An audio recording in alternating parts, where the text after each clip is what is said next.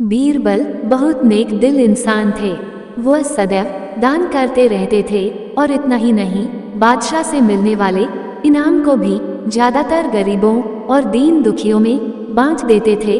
परंतु इसके बावजूद भी उनके पास धन की कोई कमी न थी।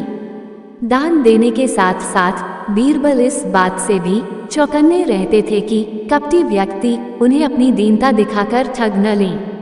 ऐसे ही बादशाह अकबर ने दरबारियों के साथ मिलकर एक योजना बनाई कि देखे कि सच्चे दीन दुखियों की पहचान बीरबल को हो पाती है या नहीं।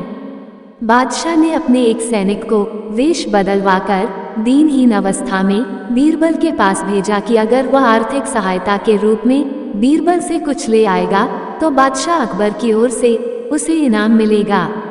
एक दिन जब बीरबल पूजा पाठ करके मंदिर से आ रहे थे तो भेष बदले हुए सैनिक ने बीरबल के सामने आकर कहा, हुजूर दीवान, मैं और मेरे 8 छोटे बच्चे हैं जो 8 दिनों से भूखे हैं। भगवान का कहना है कि भूखों को खाना खिलाना बहुत पुण्य का कार्य है। मुझे आशा है कि आप मुझे कुछ दान देकर अवश्य ही पुण्य कमाएंगे। बीरबल ने उस आदमी को सिर से पांव तक देखा और एक क्षण में ही पहचान लिया कि वह ऐसा नहीं है जैसा वह दिखावा कर रहा है। बीरबल मन ही मन मुस्कुराए और बिना कुछ बोले ही उस रास्ते पर चल पड़े जहां से होकर एक नदी पार करनी पड़ती थी। वह व्यक्ति भी बीरबल के पीछे पीछे चलता रहा। बीरबल ने नदी पार करने के लिए जूती उतारकर हाथ में ले ली।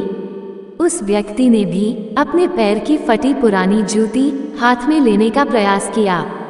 बीरबल नदी पार कर कंकरीले मार्ग आते ही 2-4 कदम चलने के बाद ही जूती पहन लेता।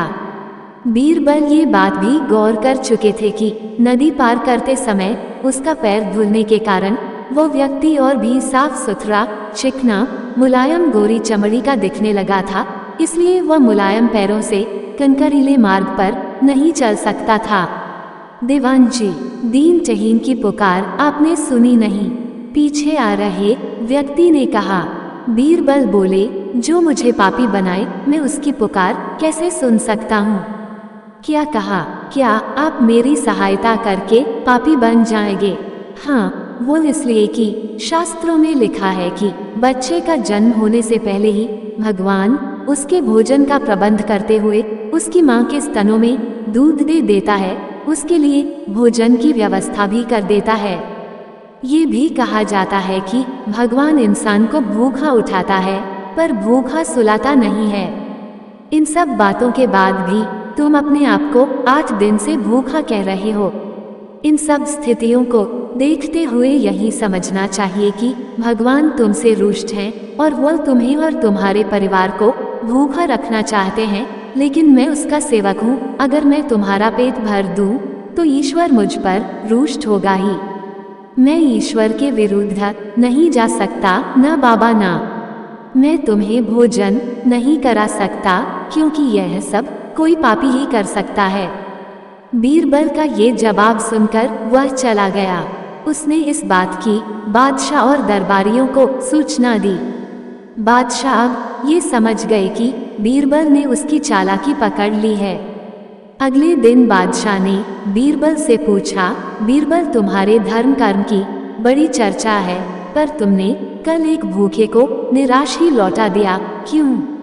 अलमपना, मैंने किसी भूखे को नहीं बल्कि एक ढोंगी को लौटा दिया था और मैं ये बात भी जान गया हूँ कि वह ढोंगी आपके कहने पर मुझे बेवकूफ़ बनाने आया था। बादशाह अकबर ने कहा, बीरबल, तुमने कैसे जाना कि ये वाकई भूखा ना होकर ढोंगी है? उसके पैरों और पैरों की चप्पल देखकर ये सच है कि उसने अच्छा भेष बनाया था मगर उसके पैरों की चप्पल कीमती थी। बीरबल ने आगे कहा, माना कि चप्पल उसे भीख में मिल सकती थी पर उसके कोमल मुलायम पैर तो भीख में नहीं मिले थे, इसलिए कनक की गड़न सहन न कर सके। इतना कहकर बीरबल ने बताया कि किस प्रकार उसने उस मनुष्य की परीक्षा लेकर जान लिया कि उसे नंगे पैर चलने की भी आदत नहीं, वो दरिद्र नहीं बल्कि किसी अच्छे कुल का खाता कमाता पुरुष है। बादशाह बोले, क्यों ना हो, वह मेरा खास सैनिक है। फिर बहुत प्रसन्न होकर बोले, सचमुच बीरबल, मगदौलत तुमसे बहुत खुश हुए। तुम्हें धोखा देना आसान काम नहीं है। बादशाह के साथ साजिश में शामिल हुए सभी दरबारियों के चेहरे बुझ गए।